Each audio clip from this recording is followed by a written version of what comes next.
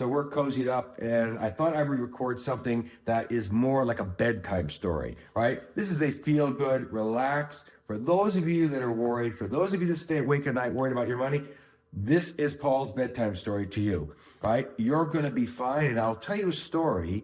Like, once upon a time, I met somebody, and she was a great friend of mine from college days, and she had her first great job, and I was a new advisor. Believe me, I didn't know much, but I did know the old expression was that you should tuck a buck a week away. And so she and I met, and we set up a little program, and she started saving, literally, no kidding, about $10 a week, okay? You can follow us online, subscribe to this, go to our social meetings that we're having online, and we'll be doing more of these feel-good stories. But I do think there's so much negative out there that every once in a while you need to actually hear a story about what happened over the last 50 years. So this great young lady, who's still a great friend of mine, I saw her recently, and this is how it played out. It was 1974. She was one of my first clients. This happens to a lot of financial people when they get out of college and they, get the financial consulting degree, and you get into workspace and all that. And your friends are sort of like willing to go along with you. And they don't know any more than you do. So we started putting money away, and we kind of made a deal.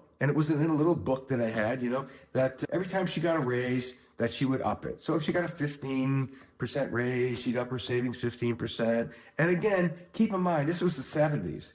Where when people made $12,000 a year, it was a lot of money, right? And when she retired recently from her work job, right, her income, because her professional career had accelerated, because she kept getting more education and moving up, she was a corporate person with a lot of great talent, and she retired at a very substantial high income. She earned it, by the way. She just went to work. She wasn't that interested in investing. She was interested in the work she did, which was, primarily business management inside of a huge, corporation, actually a Fortune 500 company. And she just became a super saver. So the sweet news is that she started literally at $10 a week. And she was like me, about 25 years old. Okay, fast forward. We're both 40, 50 years later. She started at $10. She upped it.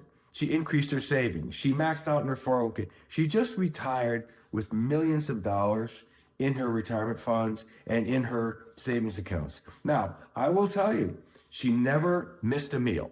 She never had to give up on her love of little sports cars. She and I met together because she and my brother and I, we liked little roadsters, and she was a member of the Sports Car Club of America, and we would go to these little racetracks like Lime Rock Park in Connecticut. We couldn't afford to buy Ferraris, but we could watch the Ferraris race.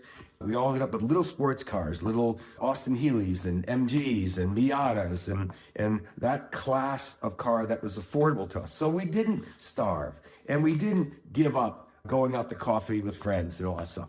Once you pay yourself first, it's the greatest expression in saving. So I'm going to give you these two again because I want you to just write them down. It's a great sleeping pill. The bedtime story about my friend is that all she did was, number one, pay herself first.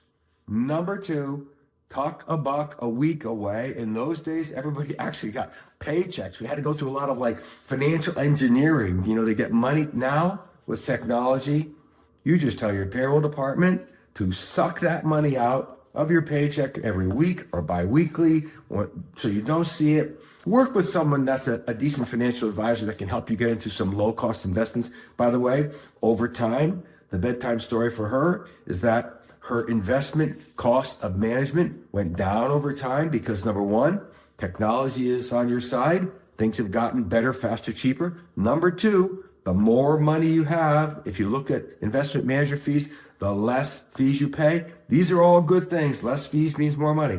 The bedtime story here is you don't need to be the inventor of the next widget. You don't need to be, a super top A+ person at the top of your class at some big school to make a lot of money.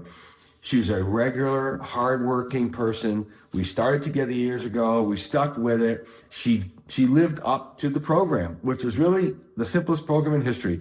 She just saved every day, every week to the end of her career, and she retired a wealthy woman, and she just bought herself for retirement her newest sports car. And I don't need to tell you, with millions of dollars, it wasn't a bargain, little Miata. So this is Paul Mauro. I'll see you again next time on Smart Financial.